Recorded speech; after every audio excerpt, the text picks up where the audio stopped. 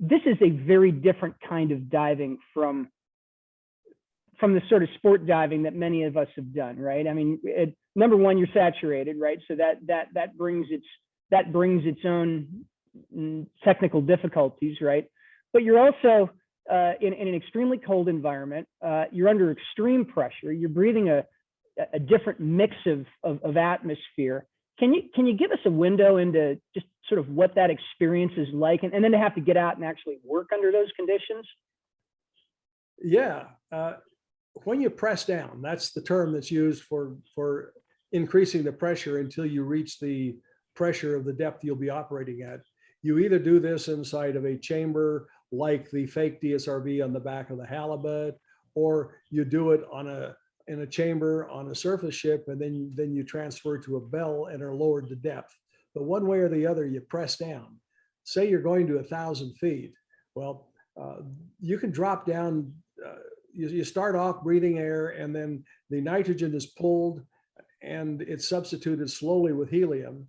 And as the pressure increases, and once you get down to maybe 400 feet or so, you start to ache. And those of you who are my age probably know what arthritis is. Those of you who aren't my age, you'll find out. but anyway, you just ache. Every joint in your body, and joints you didn't know you had, start aching. And this continues and down till about maybe 800 feet or so. And the partial pressure of oxygen stays the same. You want to be breathing roughly 20-21% partial pressure of oxygen, but the actual percentage of oxygen drops way, way down. I want to make sure I understand what you just said. So does the aching stop when you reach a certain depth? What happens is helium tremors take over, and you no longer worry about the pain. But then argon is introduced, and this is experimental. Now, since I've done it, I really think they probably have figured out some of the percentages. When we did it, we would just add argon until the shake stopped. But the argon tends to stop the helium shakes, and then for some reason the pain isn't there anymore. And so I gather that all of this was very what's the word? You guys really kind of felt this out, right? I mean, when you joined the Man in the Sea program, how old was that program? Just a few years. Right. So you know, you guys kind of worked out the decompression tables, and especially the deep decompression stuff. You sort of worked that out by Braille, right? Exactly. You know, whoops, we shouldn't have done that. Let's go back down 2 feet and change it a little bit.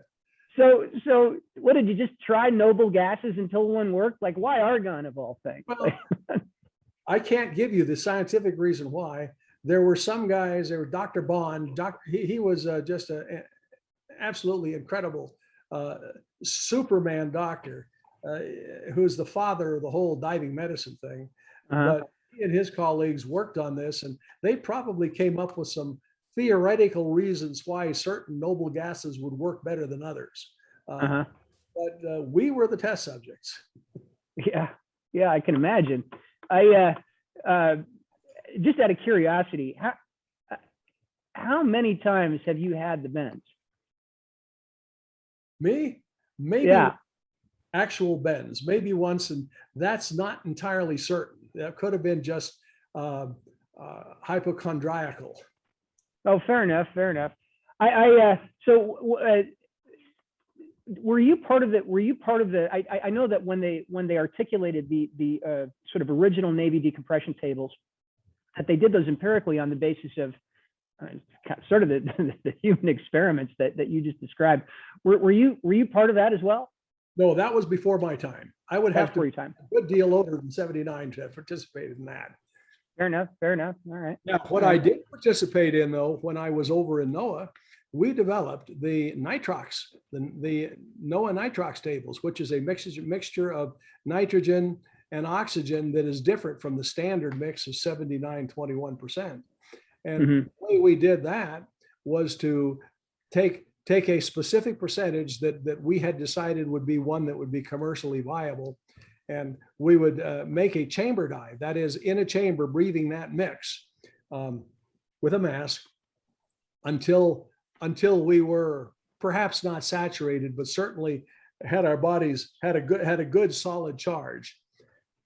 And then based on the theoretical table, we would come to the surface, and then we would stand just outside the door of the chamber with a sonar device placed over our hearts and a headset on, and would listen to the sound. And if it started bouncing off of bubbles in our bloodstream, we'd jump back in the chamber and press back down. Lord. All right. So you haven't had the bends that many times, but you've knocked on the door a few times. Yeah, probably 100 times while we were doing this, but that's how those tables were developed, absolutely empirically.